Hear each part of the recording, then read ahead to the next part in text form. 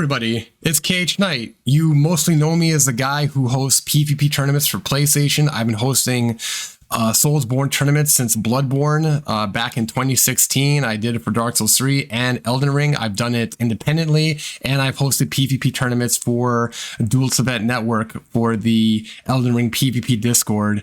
I'm also the host of the Roundtable Podcast, a Soulsborne-centric podcast where content creators such as myself, G9, Steel, Lost, and others, we come together to discuss the flaws of Elden Ring multiplayer and how FromSoft can fix it. And today we are going to be watching and reacting to OnlyWaifu's The Future of Elden Ring DLC and multiplayer. Now, this is a video that I actually had a hand in creating myself. I was one of the lead writers for the script of this video, and how I got involved was actually thanks to Gabri. Gabri, he is a competitive PvPer, a modder, and the founder of the Elden Ring PvP Discord.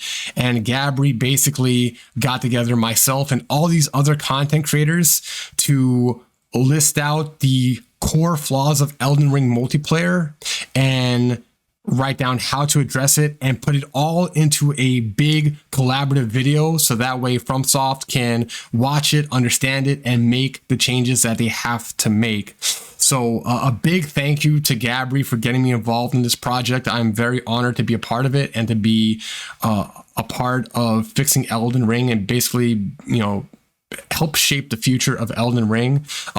This game I love to death. I love the Souls games. I love From Software, and it's basically been a dream of mine to be able to leave a lasting legacy, leave my impression on the game and improve it for the better. And this is one of the ways that I'm achieving that dream, is helping Gabri and everyone else make this video so it'll eventually get to From Software and make the changes that we need to make the game like we want it to be, help it reach the potential that we know it can reach, because it's a lot of the changes that we're going to suggest in this video have already been done in the previous games.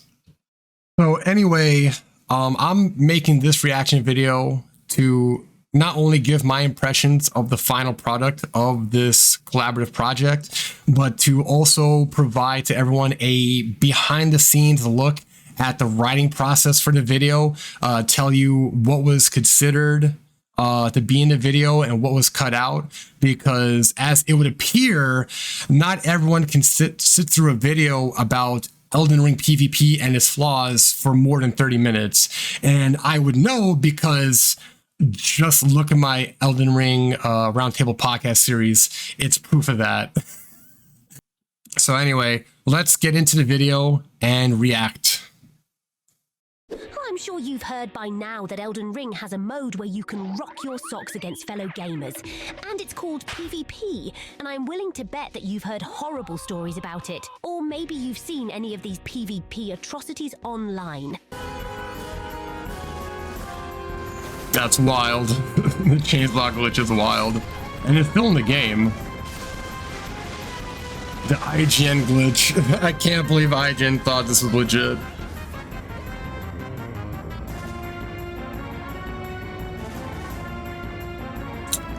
Oh god, the madness shield poking. Over the course of several months and numerous patches, From Software, the developer studio of Elden Ring, in case you somehow didn't know, diligently addressed and resolved most of these issues. In addition to these significant problems, they also made other balance adjustments that may not have been as visually impactful, such as introducing separate scalings for PvP and reducing the speed of the thrusting sword's crouch attack. These seemingly minor changes were not implemented randomly. They were actually suggested by the Elden Ring community, and the developers took their feedback into consideration. Still skeptical? Take a look at this. Patch 1.10 incorporated changes that closely mirrored a guide video created by Gabri, an active member of the PvP community.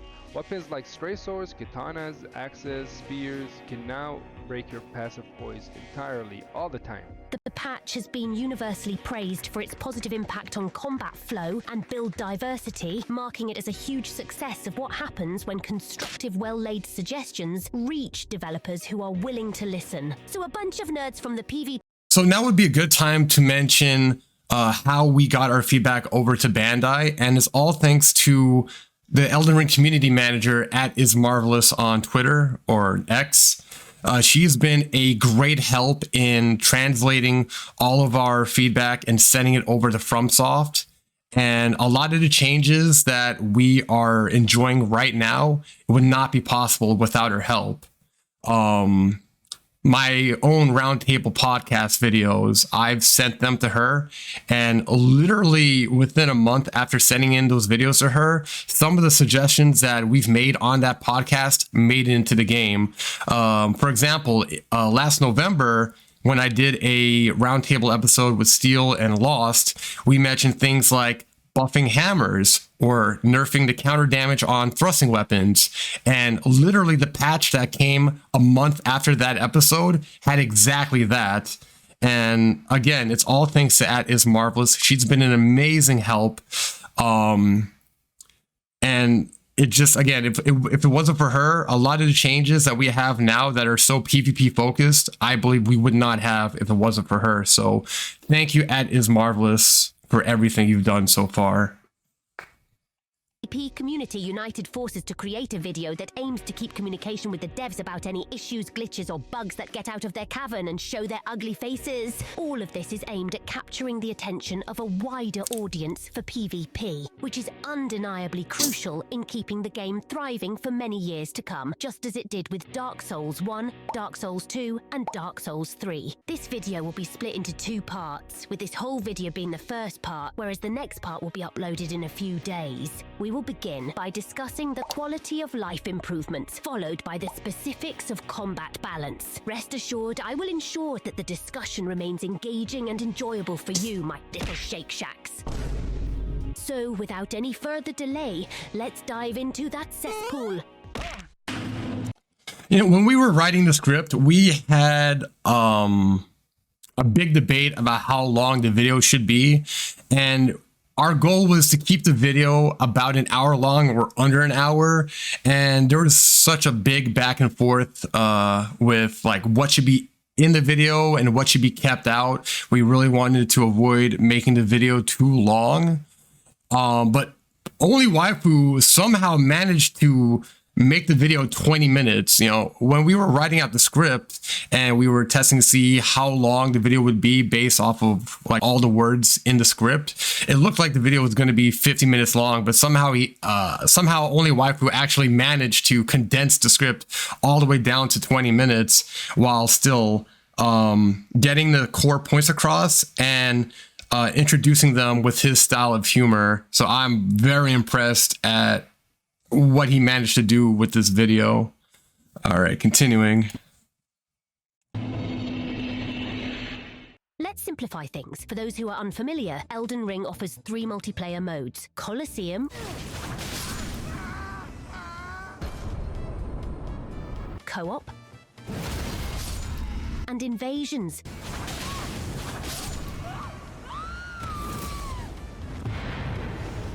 In the Colosseum, you can engage in 1v1, 2vr2, or even 3v3 battles against other gamers. In co-op, you can assist a fellow gamer in defeating bosses in their world with a limit of 2 friendly summonable phantoms. And lastly, Invasions, where the objective as an invader is to defeat the host and disrupt their tea party. Now that we've covered that, let's move on to the balance suggestions.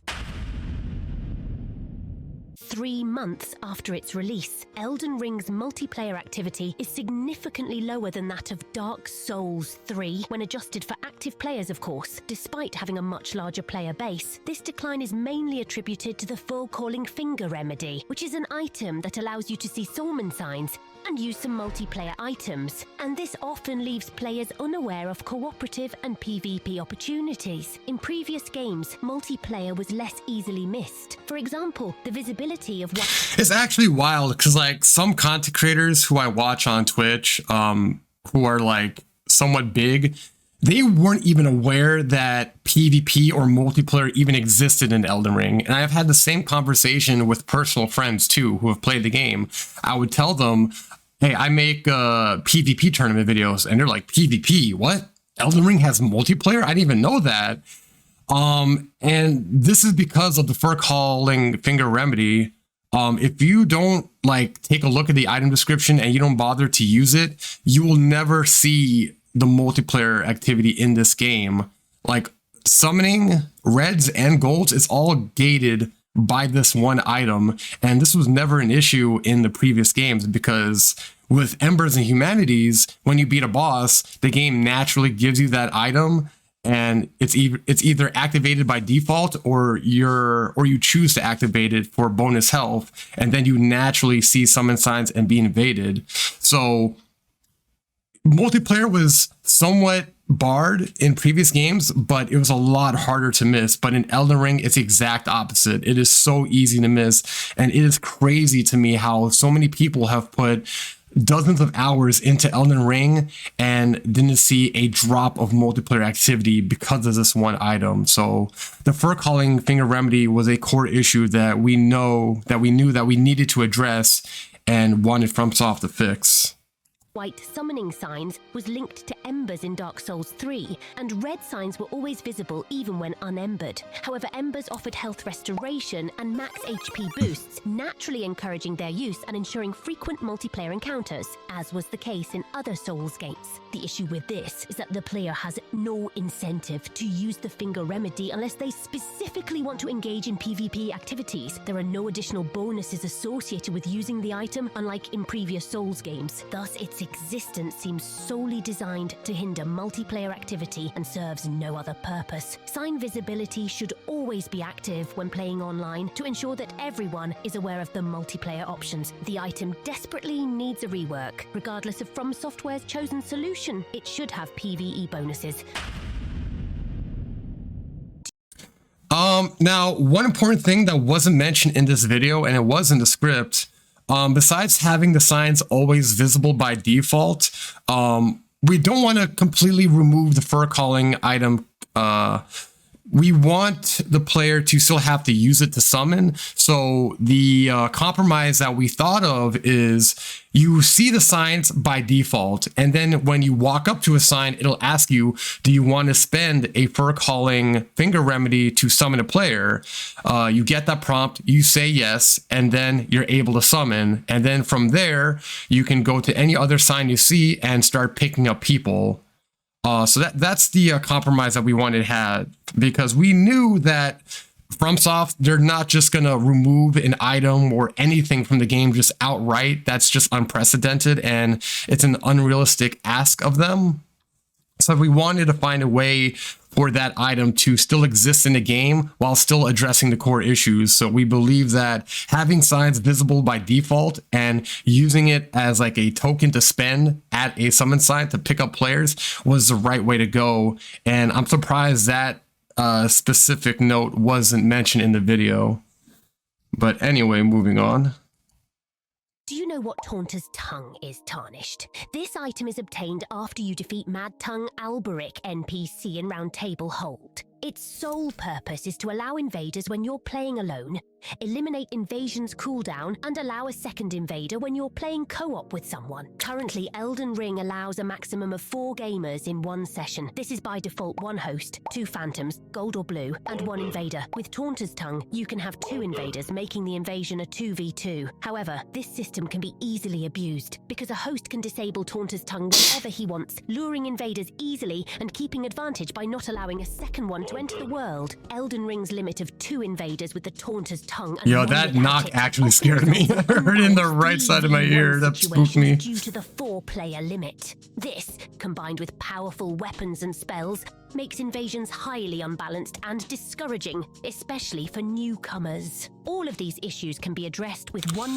Yeah, that's one of the biggest things about invasions in Elden Ring compared to previous games. In previous games, you were able to invade solo hosts, which is a lot more approachable to a newcomer than having to invade in this game and immediately be thrusted into a 3v1 scenario. And most invasion scenarios in Elden Ring are 3v1. So if you're someone who's never played a previous Souls game and this is your first Souls game, you come into this game, you try invasions for the first time, and you get your ass beat in a 3v1 invasion, you're probably not going to want to do it again. Also, even if you do win, you don't really get anything good out of it. You get like one rune arc, and there's nothing for you to really do with that rune arc. It doesn't help you in PvP in any way. So with how brutal invasions are in the current system, and how the reward for said invasions don't really do anything for you PvP wise, there's very little incentive to go out of your way to do invasions, aside from the reward, the sense of reward that you get for overcoming these insurmountable odds. Change, increasing the player limit to 6, with a maximum of 3 players allied with the host. This ensures that the host receives help from 2 white phantoms as well as a blue phantom, but also leaves a minimum of 2 slots for invaders. This allows for various scenarios and matchups such as 4v2, 3v2, 3v3 and 2v2. In most cases, the host maintains the numerical advantage, but even the... This is just me personally, but I think it should be kept to 3v3 and not 4v2 max, because 4v2 in Dark Souls 3 was still kind of imbalanced and not fun, at least in my opinion. I think, you know, having the host and 2 golds or 1 gold and 1 blue, that's good enough. And it's better for the balance of the PvE as well, because in most cases, the PvE has no idea how to deal with 4 players at once. And I think the game as is right now is balanced for 3 PvEers max. So to add in another PvEer into the equation would really harm the balance of the PvE. So I think for the health of the PvE and the balance of the PvP, it should have been 3v3 max, but that I don't think I really gave my opinion on that during the writing process. So that's why in the script now it's 4v2 max. But personally, if I was making the final video, and if I had the ultimate say, I think 3v3 max would have been the way to go. But I'm sure people would disagree with me on that, and they would say, no, the game would still be fine PvE wise, and PvP wise, 4v2 is also okay, because invaders should always be at a disadvantage, which I guess I'm not sure if I fully agree with that statement, but I kind of get it. But anyway, The worst case scenario of 4v2 would still be far preferable for an invader compared to the 3v1 we have now. Additionally, we should prevent hosts from disabling Taunter's Tongue during invasions. Also deter agree. hosts from abusing it and ensure invaders can receive assistance. Dark Souls 3 allowed players to summon the maximum possible number of duelist red phantoms even when they weren't embered. The host should be able to summon the maximum number of duelist phantoms without any additional restrictions, regardless of whether the Taunter's Tongue is active or not, or if the bosses are alive or not. Making red signs readily accessible also provides a convenient way for new players to try and learn PvP with little to no commitment, and multiplayer items like Taunter's Tongue should not require Furl Calling Finger, as it's counterintuitive to the user experience and it should allow invasions even when the area boss is dead. If hardware limitations prevent a 6-player open-world experience, restrict the 6-player feature to dungeons, legacy dungeons, and/or areas where Torrent cannot enter. In summary, increasing the player limit and removing these restrictions would rejuvenate community events and improve the balance and enjoyment of invasions in Elden Ring. Yeah, you know, one of the worst things about Elden Ring is the lack of fight clubs, and this was something that it got a lot of casual players into PvP. You know, when they entered the Pontiff bonfire area for the first time, or even the beginning of the game, when they enter the High Wall of Lothric and they're embered up, they'll see all the summon signs at the bottom of the stairs, and they would naturally be curious. They would say, wow, what are all these signs popping up for? They would walk up to it, they'd start summoning players, and eventually it would snowball into a full-blown fight club where players are taking turns, watching each other duel and fighting themselves. And it created like these spontaneous community events that would eventually lead into the larger competitive PvP community. And that's something that was missing from Elden Ring, and we want to bring that back in some way, shape, or form. And we don't know the official reason why 6-player limit is not in the game. As we saw with the Coliseum, 6 players is possible on last-gen hardware in the Coliseum, but that's a much smaller controlled location with no weather effects or like grass or trees and animals.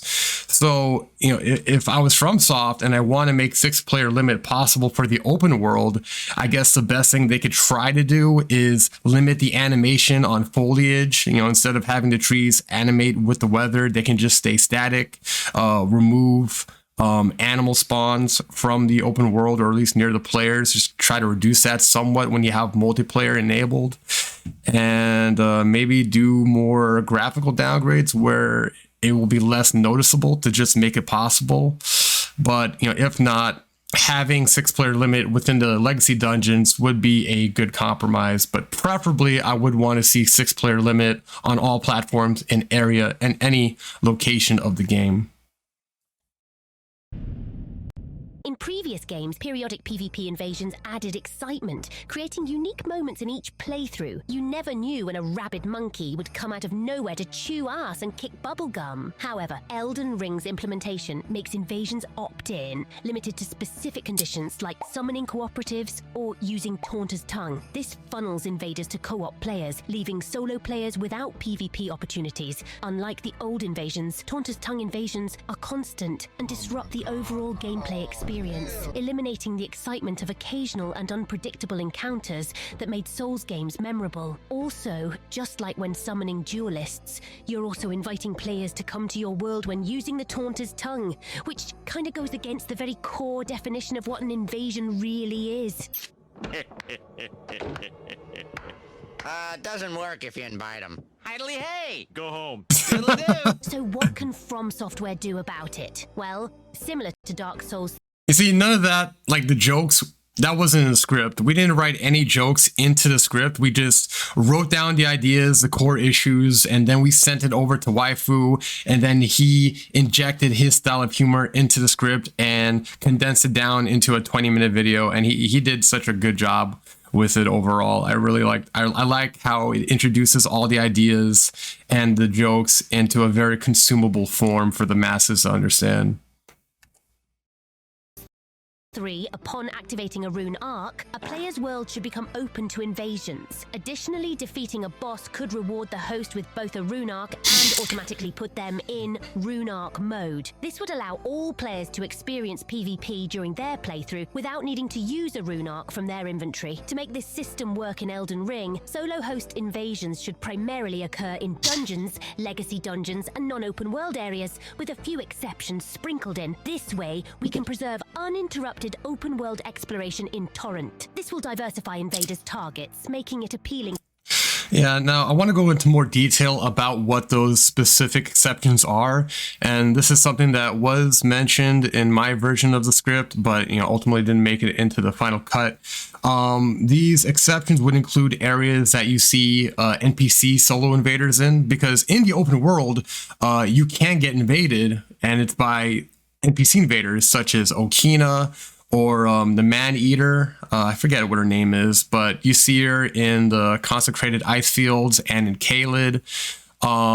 We wanted to enable solo invasions in areas where the player can't die if forced off a torrent, because we don't want to put the player in a situation where he's doing these potentially fatal jumps with torrent. An invader comes in and then he's kicked off a torrent and he falls to his death. We wanted to avoid that. So one of my solutions was allow the player to be invaded near churches or ruins, anywhere where it's impossible for them to die from gravity if kicked off a torrent. And I think doing it this way, as opposed to allowing the entire open world to be invadable, it avoids issues with torrent, and it still allows some safe areas to be explorable without the player having to worry about invasions. To me, this would be a really good compromise to have if we want to enable player invasions in the open world. For newcomers, as they won't get constantly destroyed by 3-man squads. Same thing. What the f? That I was felt dirty. that. Furthermore, this change revitalizes the role of blue phantoms, making them defenders of unprepared hosts against threatening invaders, instead of currently being reduced to the role of absolute bullies when joining a host who usually already has help against a lone invader. This middle ground broadens the appeal of PvP and enhances the gaming experience, reminiscent of past games' immersive invasions. As for the minority completely opposed to invasions, they can still avoid PvP by not using rune arcs in dungeons or invadable areas, or simply by playing offline. Even when losing to an invader, normal gamers understand that dying and improving are integral aspects of the Souls formula. In this sense, losing to a human player is no different from losing to an AI enemy. And some of the people that complain about invasions can't even tell the difference from an AI invader to a human invader, so it's a mistake. It's so sad. It's so sad. Said, there are other issues that can reasonably deter people from PvP. One in particular that I consider would be the most important one. Did you know that currently there are no unique rewards for engaging in PvP Tarnished? The only rewards at the moment are rune arcs or runes, both of which can be easily acquired by easier means. There's also no sense of accomplishment Or the fur calling finger remedy. No leaderboards, no ranks, no achievements. Not even a pat on the back after barely winning that invasion against a 3-man gank squad. No wonder gamers outright opt out of PvP entirely. There's no reason to engage in it, so what can be done about it? In Dark Souls 1, there was a leaderboard for the top servants of chaos. It would be great if From Software could reintroduce leaderboards in Elden Ring, as they offer a more lasting sense of accomplishment than just item rewards. Having leaderboards for co-op, invasions, and arena duels would tremendously enhance the experience and provide a nice incentive to engage in. I know a lot of people don't really care about leaderboards, but it's a good start. It's a start to giving people somewhat of an incentive to engage in the multiplayer. And if FromSoft wanted to take it one step further than previous games, what they could do is add like unlockable ranks and titles to your leaderboard placement. So let's say the top 100 players, they're known as the Elden Lord, and the top 1,000 players are known as Demigod. You know, getting these ranks can give you these titles that could then be added to your name and have it be visible when you're summoned to a host world. So let's say you get the rank of Demigod, and then you're playing co-op and you're summoned into a host world. When they see your name, instead of seeing khknight, they see Demigod khknight. You know, that's like a cool way, and it's like a cool reason to want to engage in the multiplayer, get your name high up on the leaderboard, so that way people can see you with these cool titles. And it's kind of like a cosmetic. It's kind of like a cosmetic reward in a sense. And I think cosmetic rewards, that could be a cool incentive to get people to engage in the multiplayer and get higher ranks on the leaderboards. And cosmetic rewards, that's something that isn't really mentioned in this video, but it is something that we did mention in the script when we were all working on it together. And let me go into more detail about it now. So I really wanted cosmetic rewards to be mentioned as one of the primary incentives for players in the DLC.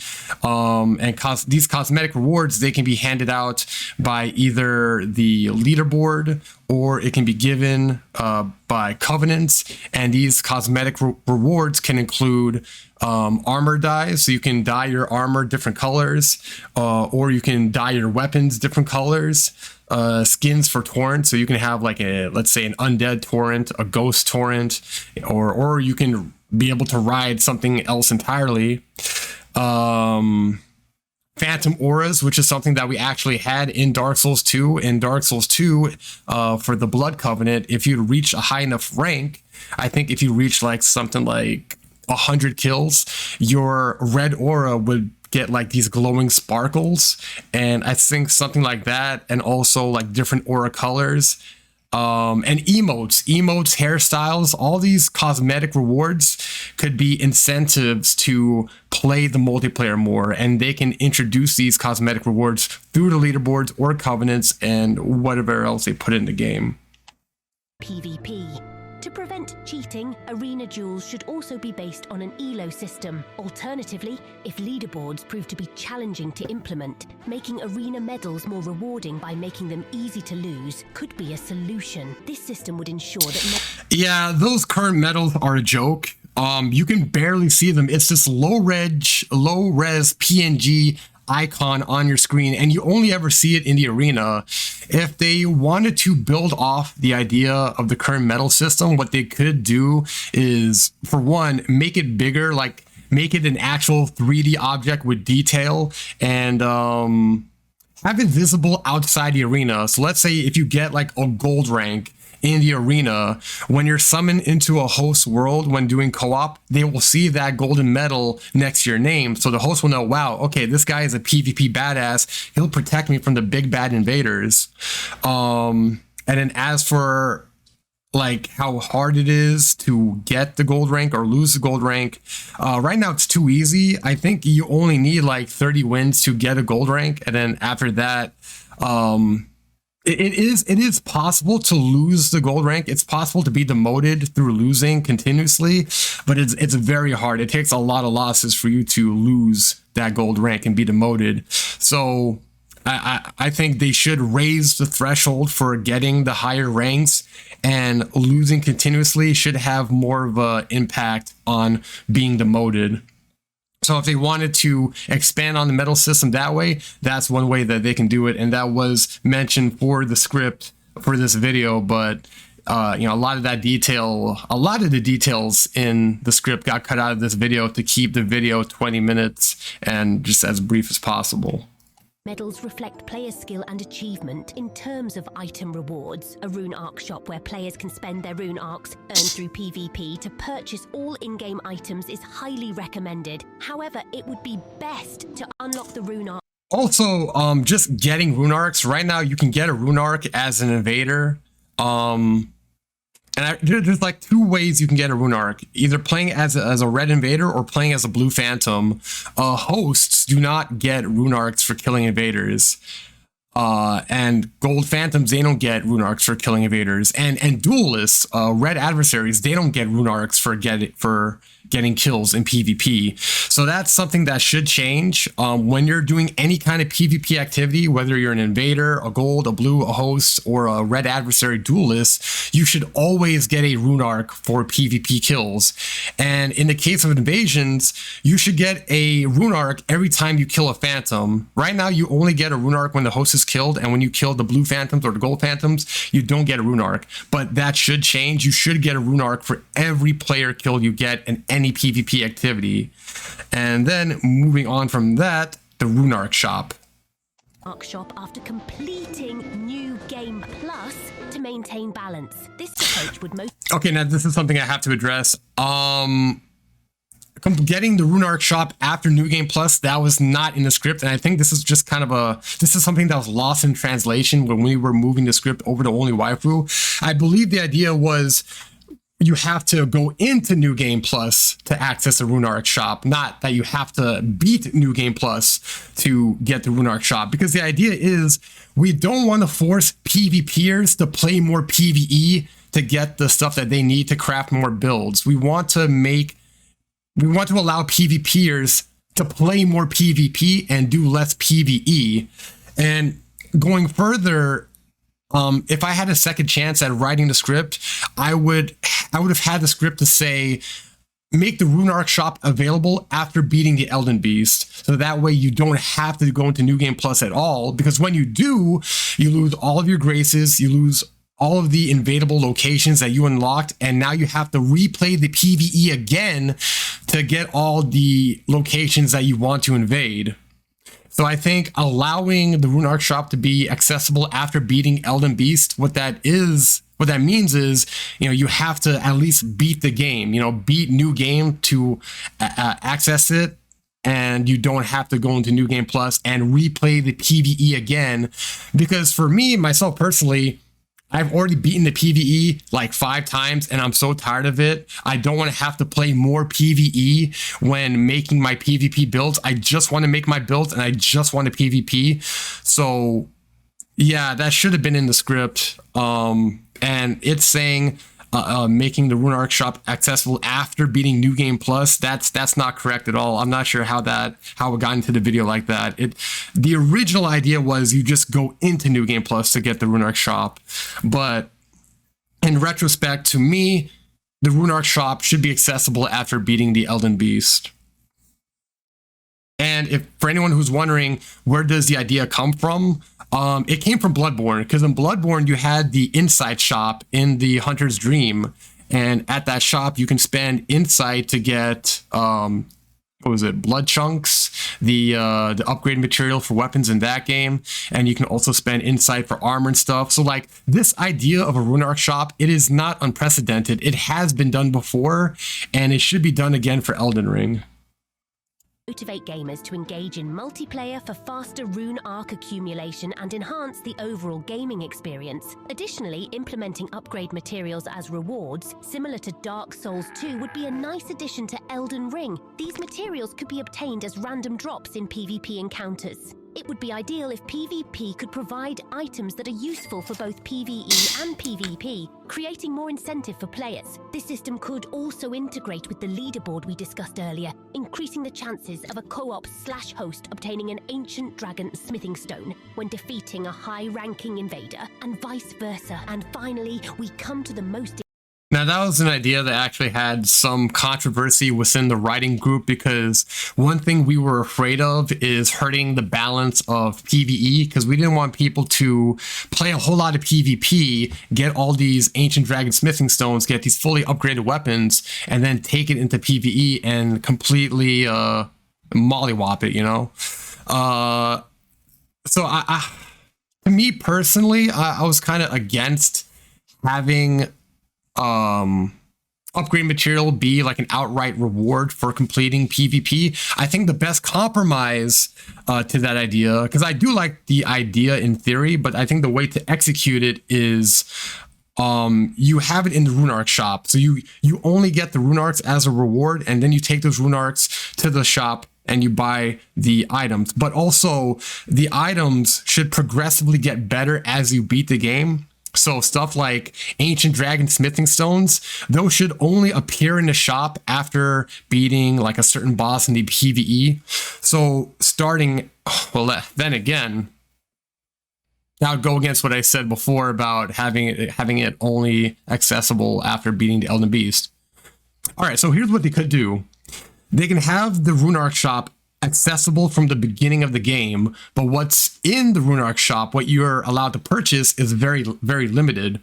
So in the beginning of the game, you can only buy, say, what's the Elden Ring equivalent for Titanite chunk? It's smithing stones. So you can only buy like level 2 smithing stones at the beginning.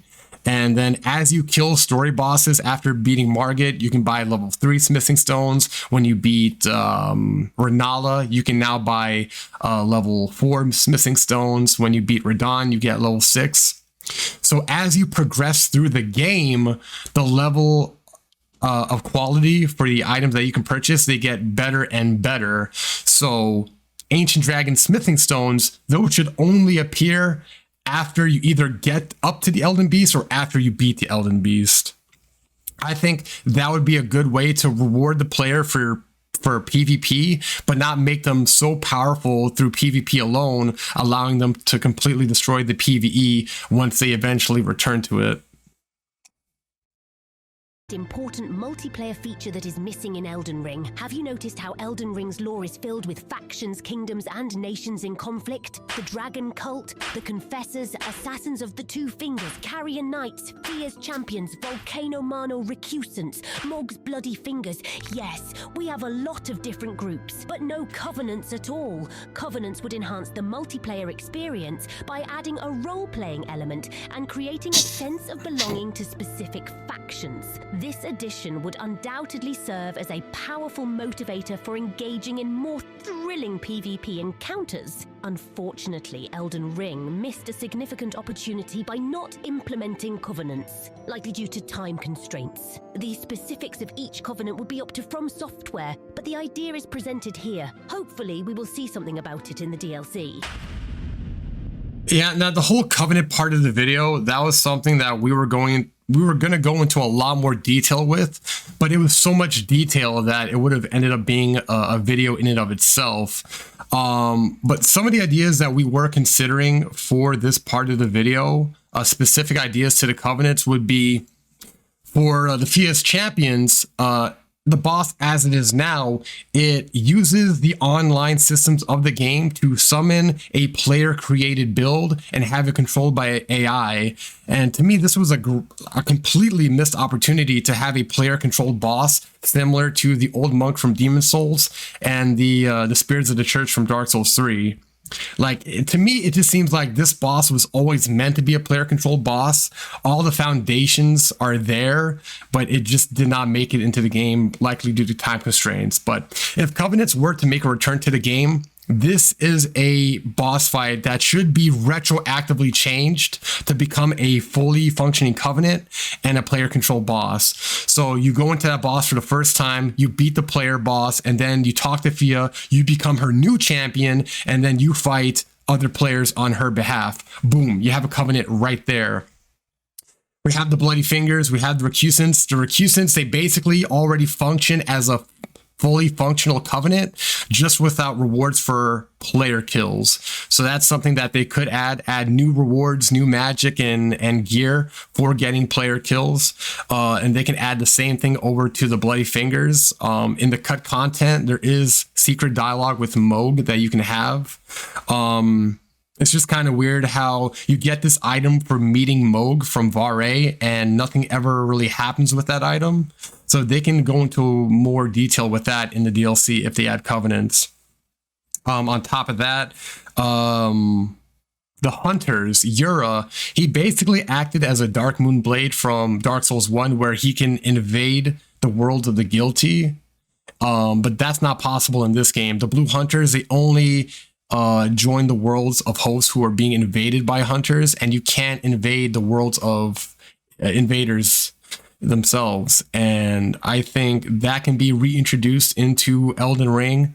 It could be the hunters, have them be able to invade the world of guilty and help hosts who are being invaded by invaders, similar to Dark Souls 2, or they can make it a completely new Covenant, because Sekiro Doobie put out this video of cut content that was cut from the game, and it was about the what were they called?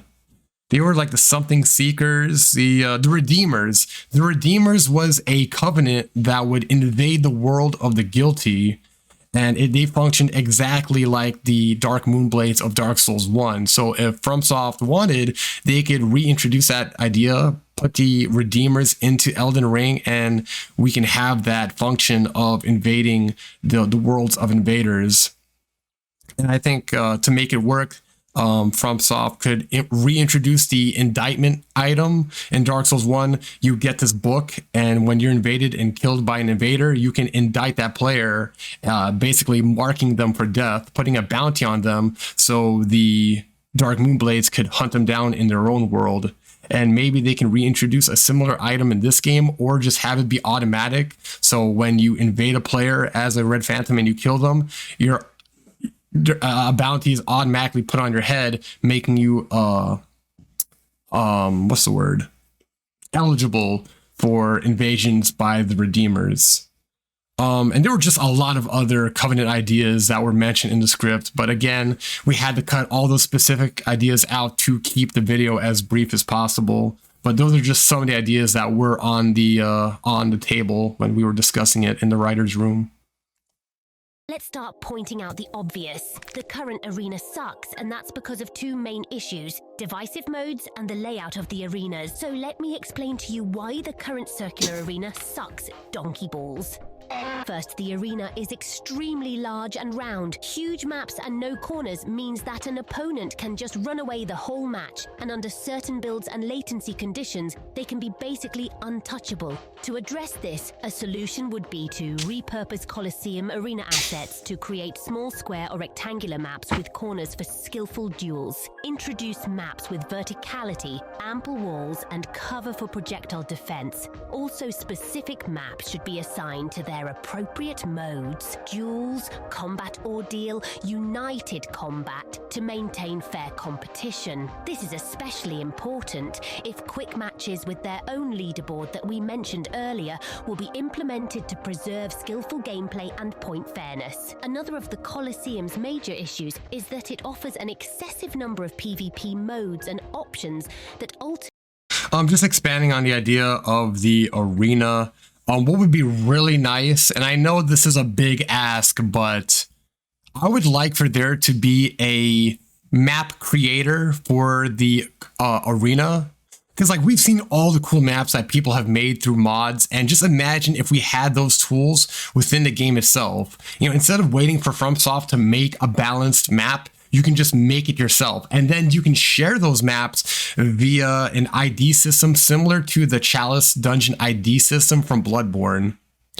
So just like in Bloodborne, you can make your own random map that's generated by the game, and then share that dungeon through the dungeon codes.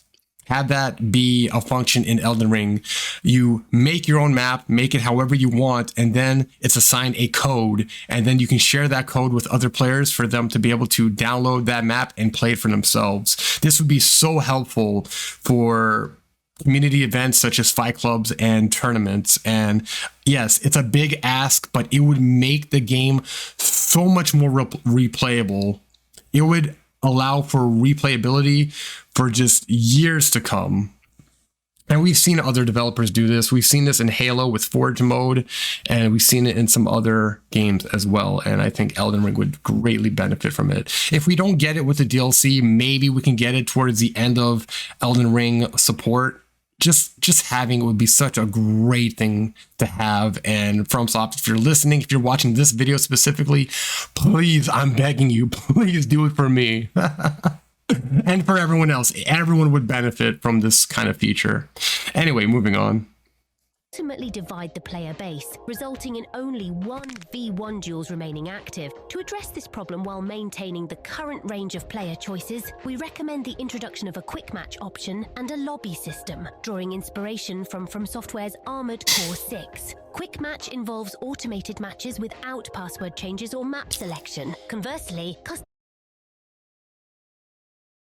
match operates like the lobby system in Armored Hey, it's my Core 6, gameplay. offering full customization. Selecting quick match offers 4 options: any, duels, united combat, and combat ordeal. The any option is crucial, enabling Now, the graphics that you see here were actually made by myself. I went into Elden Ring, I recorded some gameplay, I recorded some screenshots, and then I took those screenshots into an app on my phone, a photo editing app on my phone, and within like the span of 5 tedious hours, I made all the graphics that you see here in this video, because we really wanted to give FromSoft an accurate depiction of what we mean when we say add in these lobby systems and the quick match systems. We wanted to make it as clear as possible, and a visual representation of these ideas was the best way to do it. So, you know, I'm really proud of the work that I did here with these graphics. I think it really gets the point across quite nicely. queue access to all other modes, promoting team-based battles akin to invasions but in an arena setting, addressing a missing element in the base game. Other modes under quick match would remain basically the same. It's very important that all modes, not just any, prohibit spirit summons, map selection and password changes to reduce player division and enhance matchmaking across all modes, not just duels. In other words, the more monkeys we gather in the same place, the better. If the previously mentioned leaderboards were to be implemented, they should whoops. Improvement would be placing a site of grace with. You see, like that was the core idea for reducing the amount of selectable parameters for quick match. Because there's so many different options, it really divides up the player base, and we wanted to condense that down as much as possible to just the core modes and just have like a default parameter for the mode. So having Spirit Ashes off and having the number of players set to any, I think was just, and the map set to any was just the best way to go about it. Just make those random. I guess, if they wanted, well, if they were to do leaderboards, then they really should keep Spirit Ashes off, because Spirit Ashes are just very unbalanced. And if you want to have quick match and leaderboards tied to the quick match system, it's best to keep Spirit Ashes off. But we are not advocating for the removal of that play mode. We do want players to be able to play with Spirit Ashes and choose their maps and stuff, and that's why later in the video, for a custom match, we give players the ability to fine tune their preferred mode of play as they want, and basically keep the same system that we have now. If the previously mentioned leaderboards were to be implemented, they should be exclusive to Quick Match to prevent password cheating. Another mode for the arena, apart from Quick Match, could be Custom Match. For those who want a more specific experience, you would have two options: Create Room and Search Room. Create Room lets you customize settings similarly to the current arena options, with the option to set a password or not. Under Search, you can find lobbies or rooms created by others. With a password, you only see rooms with the same. Now, as you can see here, you see duel with 5 out of 6 players. Now, what does that mean? Because you can only have 2 players in duel. What this would allow, if you can have up to 6 players in a duel room, it would basically allow for fight clubs in a matchmaking Coliseum setting. So let's say you get 6 players into a duel room. How this would work is the first 2 players in the queue, they would fight each other, and then the 4 players that are left would become spectators, and they would watch the first 2 players fight, and then the player who wins that duel, they would get to fight the next person in the queue. And then it would just keep going down the list. If the next player going in, if they lose, then the player after them comes in, and then they fight the winner until the winner loses, and then the winner is sent back to the back of the list, and they have to watch the rest of the lobby fight each other. So to me, this was the best way to, if we don't ever get a good open world map, a good community hub, and we don't get the 6-player limit, this is a good compromise. You have 6-player dual lobbies, and we basically have the fight club mode in the Coliseum matchmaking. Same password. Without one, you can join open rooms. This system provides visibility into active rooms, improving the experience compared to the current random join approach. Additionally, when searching for a room, you can choose to join if there's an available spot or spectate without occupying a slot. This feature is crucial in competitive games, enabling event organization and community engagement. In the case that the previous suggestions are too complex or time-consuming, introducing an any game mode option will be a very simple way to pull more players together and boost activity across all modes. Last but not least. Now, this part of the script, I said that this function basically already exists in the game, and this shouldn't have been a part of the script, but somehow that didn't get through. What I mean is, when you go into the Coliseum matchmaking, all the modes are set to any by default. You have any map, any spirit summons, any player count. And that is different because in what's being shown here, any is just one button, one setting. And in the current game, there's like multiple settings that you have to set to any. But functionally, the any choice already exists in the game, so this is just kind of a weird ask, and I think this would confuse FromSoft. They'd be like, why are they asking for an any feature when it already exists? To me, that part of the video should have been cut out, because it just seems it makes it sound uninformed. I understand that it's not the same. We want to condense any into just one option, but again, it's functionally the same, and it does exist in the current game. The arena lacks phantom colors, causing confusion. Yes, it's such a big thing. I can't believe this wasn't already in the Coliseum when it came out, and we're almost a year out after the release of the Coliseum, and almost 2 years after the launch of the game, and we still don't have blue and red colors for teams in the arena. That doesn't make any sense to me.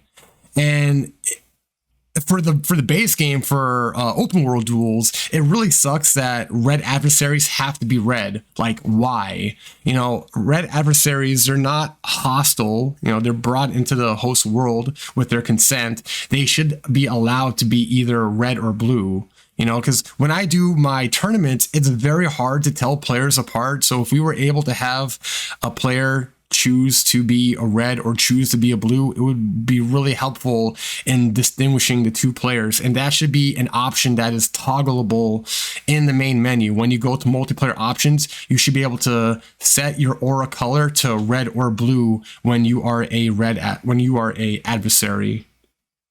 Colors for United Combat would alleviate this issue. So, we have addressed all of the issues of the PvP system respectively, but there's a few more general quality of life changes that we also have to mention. Yeah, I know, the game needs a lot of work put into it. We all know latency is always going to be there, but there are ways to make it less of an inconvenience. One of them being the implementation of a ping priority filter. This filter would prioritize players with better connections, ensuring stability. Unlike adding more regions, a ping priority filter doesn't segregate players by region, but selects the best connections from the entire pool. And another one being fixing the problem with easy anti-cheat, which has been proved to nearly double the ping between gamers. Finding a fix for this issue is important to keep players engaged and give the game a longer lifespan. For some reason, certain items have unnecessary limitations in PvP. For example, the Flask of Wondrous Physics can only be used once per life, suitable for PvE but problematic in PvP because in extended sessions it becomes just an empty Gatorade bottle in your inventory. Allowing it to refill after defeating a player would enhance long PvP sessions, which come in abundance. Also, in the context of a 6-player limit and fight clubs, this addition ensures that duelists can continue fighting and receive rewards for consistent victories. Another issue. For this suggestion, in the context of invasions, I was heavily against the idea. I think being able to refill your flask after killing a blue phantom or gold phantom in an invasion scenario would just be kind of broken, because some of the flasks, they're already pretty powerful, and to be able to get them over and over again, it would like say the one that makes you basically a walking tank. Or the one that gives you infinite FP. If you were to get those back after every phantom kill, that would just be too powerful, in my opinion. And I think if we want to have that change, a good compromise would be, say, you get it back after like every 2 cooperative phantom kills, or every 3 cooperative phantom kills. Because again, just having it after every phantom kill, it's just, for what you're getting, and some of these flasks, they already last like 3 to 10 minutes. So to have something that lasts that long and be that powerful, and you can refill it every time you kill a phantom, and it's very easy to kill phantoms in this game. To have that back every time you kill a phantom, to me, that's just too powerful for an invasion.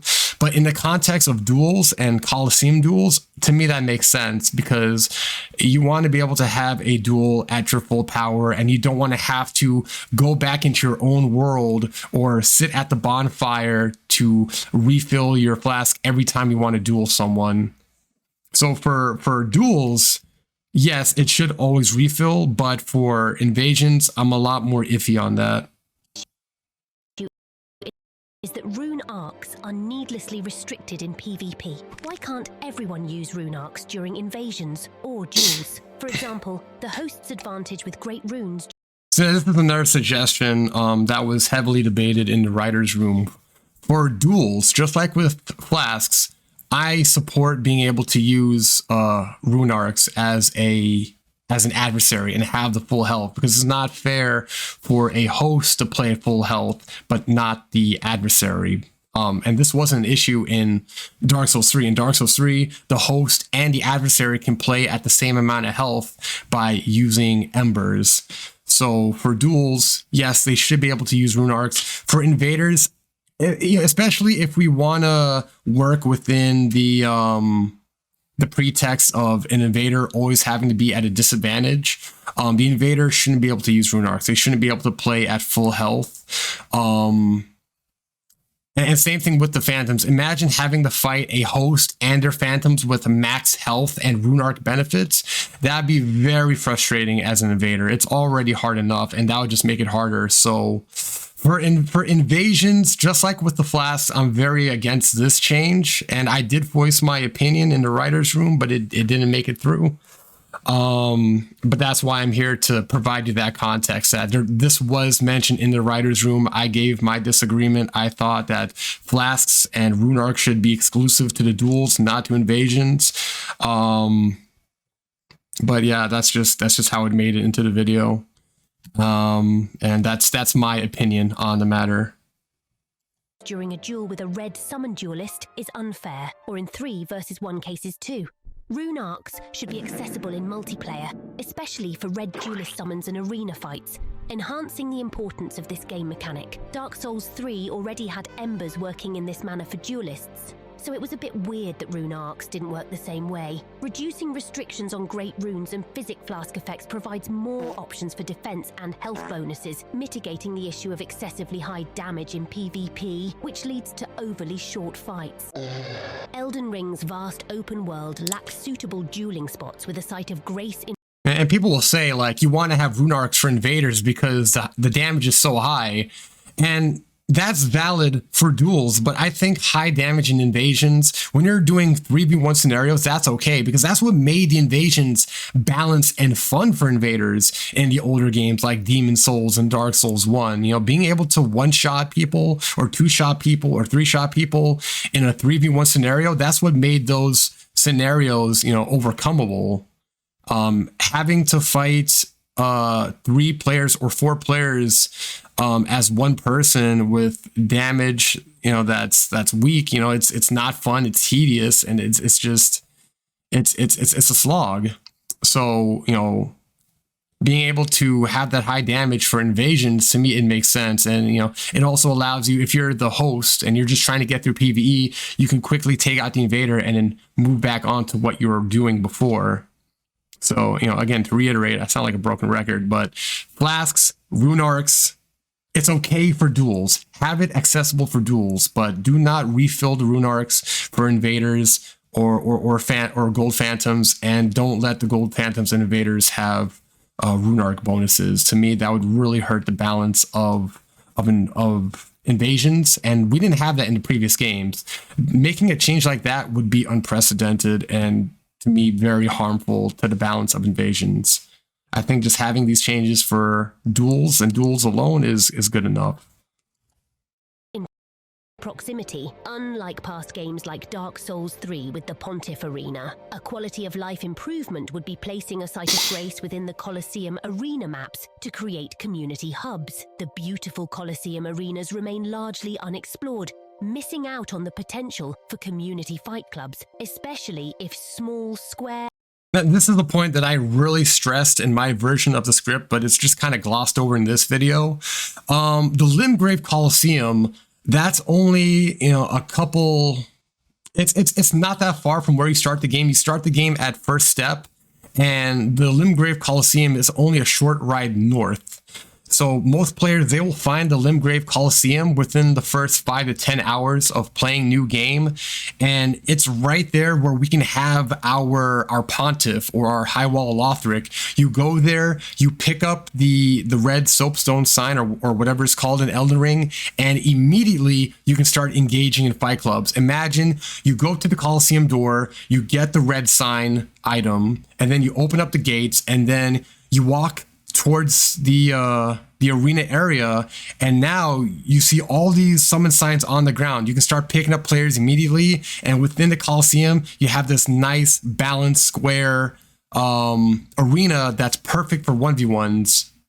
You know, we should have our Pontiff / High Wall of Lothric dueling area very early in the beginning of the game, and it should be located right next to the item that lets you summon players for duels, and have it be next to the first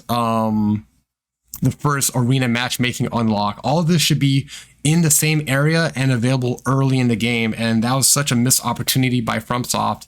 It's just confusing that when they eventually allowed you to enter the Colosseums in the December 2022 update, that they didn't let you go to the arena itself in the open world. You know, when you open those doors, you should be able to activate a grace, be able to teleport back and forth to those Colosseums and play within the Colosseum within the open world, so you can have the open world fight clubs. It's very weird that you only go to these Colosseums once and then you never have to go back to them again. It just seems like a waste of work and a waste of assets. Like if I was the designer, the graphics designer in charge of making those Colosseums, and players only have to go there once and then never again, I would feel like why did I go through all that work? Like players, they only got to see that Colosseum once and then never again, you know? It just seems like a waste of time. So doing this change would give these Colosseums in the open world a greater purpose and give it something that we've been begging for since launch, and that is a Pontiff / High Wall of Lothric community hub equivalent. And rectangular maps were introduced. If hardware limitations prevent exploring the Colosseum, consider adding a site of grace to the arena in Stormvile Castle, a well-sized and shaped arena currently distant from other sites of grace. Larval tears are key items that are used with Renala to change your character attributes. In a single playthrough, larval tears for attribute respects are limited. Once depleted, players must enter New Game Plus for more. PvP-focused players, often experimenting with builds, find this extremely tedious. To address this, it would be wise to offer balanced alternatives like Covenant rewards or a Rune Arc shop to obtain larval tears. A PvP-centered way to renew the item would maintain rarity and incentivize PvP participation. Also, the Demon Souls down-leveling feature should make a comeback, but in a more user-friendly manner by utilizing larval tears with my mum. This change would greatly benefit multiplayer activity, enabling players who have exceeded the level bracket where most others play to down-level and join them, saving hours of character restarts. This, along with the earlier suggestion of infinite respecs, simplifies build creation and enhances PvP enjoyment. Yeah, having the ability to down level yourself at Renala would be such a huge help to the entire community, because I can't tell you how many times players have asked me, hey, can I play in your tournaments? And I ask them, what level are you? And they say, oh, I'm level 137. Well, then you can't play, because the level limit for the tournaments and most fight clubs is 125. So allowing players to down level their characters would allow them to participate in these PvP events where you can't exceed a certain level. And it would also allow them to play in level brackets that they were no longer able to access. You know, a lot of players, they want to be able to invade in the lower levels, like the level 30 to level 70 range, because that's a more balanced level range to invade in. Most players at that level, they don't have all the overpowered gear, and you're not getting ganked by like 3 players with the strongest gear, because that's basically what it is when you invade at level 125 to level 150. You're getting ganked by 3 players with all the max level gear, and it's just a tedious slog. But invading at level 30 and 70 is a lot more balanced. So being able to down level yourself and experience that invasion level range again would be very nice. And another change that I mentioned, and I asked OnlyWaifu if he can put this into the script. This is after the script was already submitted to OnlyWaifu, and I told him, hey, there's one more change that we wanted to include but just couldn't be due to time constraints because we were rushing to get the script finished. But that change is to be able to save your loadouts, save your builds the same way you save and load your character appearances. Because right now, if you want to have multiple builds, you have to start a new game multiple times. And that's forcing PvPers to play a lot more PvE than they want to. Right now, if you want to have like 5 or 6 or 10 different builds, you have to beat the game 10 times basically. And that can take, you know, anywhere from 20 to 100 hours. And me personally, this is why I stopped playing the game, because I got so tired of starting new game and playing the PvE over and over and over again just to make a PvP build and play PvP. I just want to play PvP. I don't want to have to keep doing PvE over and over and over again. So the way to fix that is to, after fine-tuning your build, let you save that build so you can load it for later.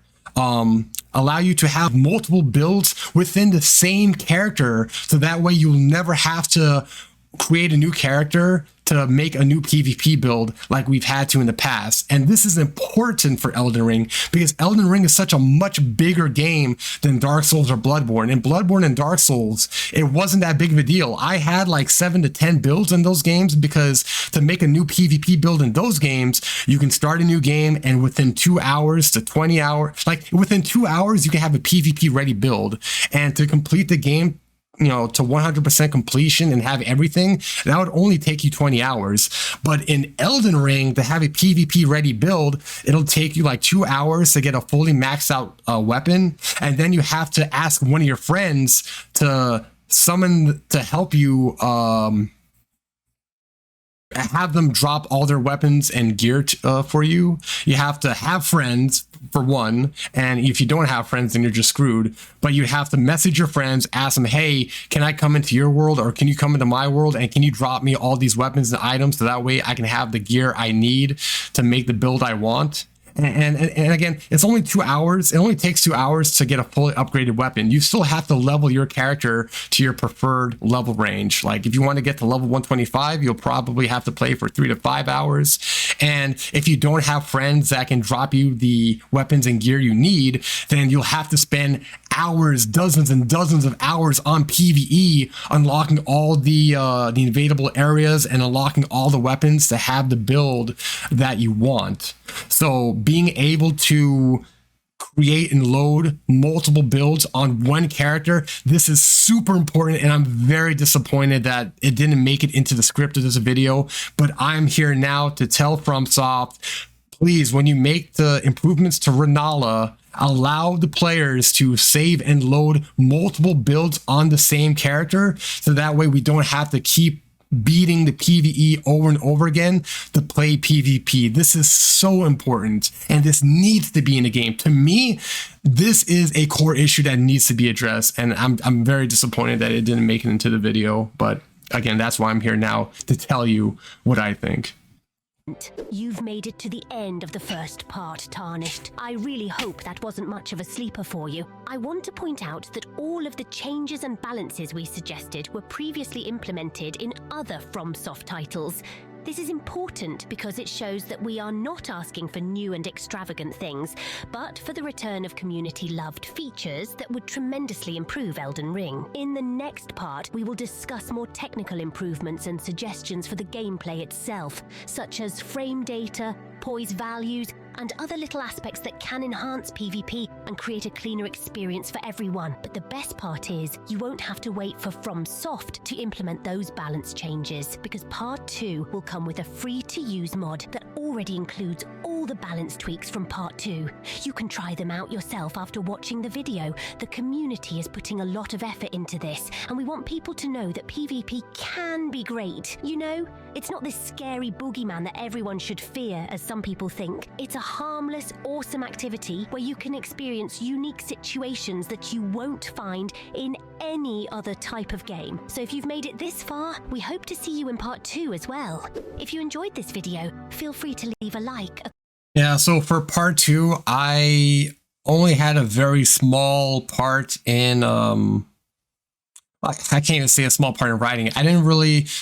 Part 2 is basically all Gabri. He wrote out all the specific details for it, and I made a couple of minor suggestions, like being able to have a quick select feature for magic, similar to the item pouch feature that's already in the game. So part 2, I basically I hardly know what's in it. I've only taken I haven't even looked at the full script. I've seen maybe a little bit of it, and then I never looked at it again. So this part is going to be completely brand new to me. And so when I do my reaction for that, it's going to be a fresh reaction. And I'll be reacting with all of you guys. So I look forward to that part. I can't wait to see it. Can't wait to see what Gabri suggests. And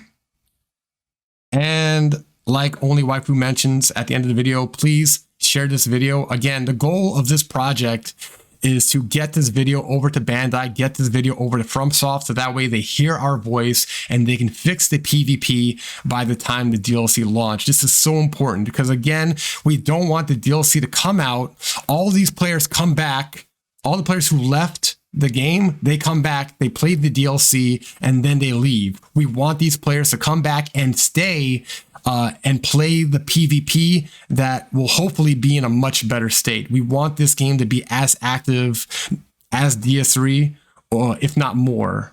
In fact, I want it to be more. I want like at least 5 million out of the 20 million players playing PvP for years and years to come. And hopefully, and this is something else that wasn't mentioned in the video, crossplay. Why the hell is there no crossplay? We are getting crossplay for Dragon Ball FighterZ and Tekken, and these are all Bandai Namco games. If these games are getting crossplay, FromSoft's biggest game, Bandai's biggest game, Elden Ring, should get crossplay. PC players, PlayStation players, Xbox players, we should all be able to play together. And if they do this, it would combine all the communities. There would be no more segregation for PvP tournaments or fight clubs. Everyone would be able to play with each other, and the game would be so much better for it. So, yeah, that's my final 2 cents. And again, thank you to Gabri for getting me involved in this project. Thank you for OnlyWaifu for doing the video editing. Thank you to Heritless for doing the Japanese translation, and a Japanese translation for this video is coming, and that's specifically being made for FromSoft since they're a Japanese company. It'll save Bandai the trouble of translating the video. FromSoft can just watch the Japanese dub or sub of this video and understand what we're saying. Thank you to Malo and Kubrick for helping me write part 1. Thank you for Gabri for also doing the final rewrites on part 1. Thank you for Steel and G9 for and Frosty for voicing their opinions on the specific PvP changes. Just thank you for everyone's help in making this video possible, and thank you to you guys for sharing this video. Let's get it to FromSoft. Let's fix PvP together, and hopefully we'll have the experience that we've always wanted for Souls PvP combat. So anyway, that's it for the video. Thank you for watching, and peace out. See you for part 2 later.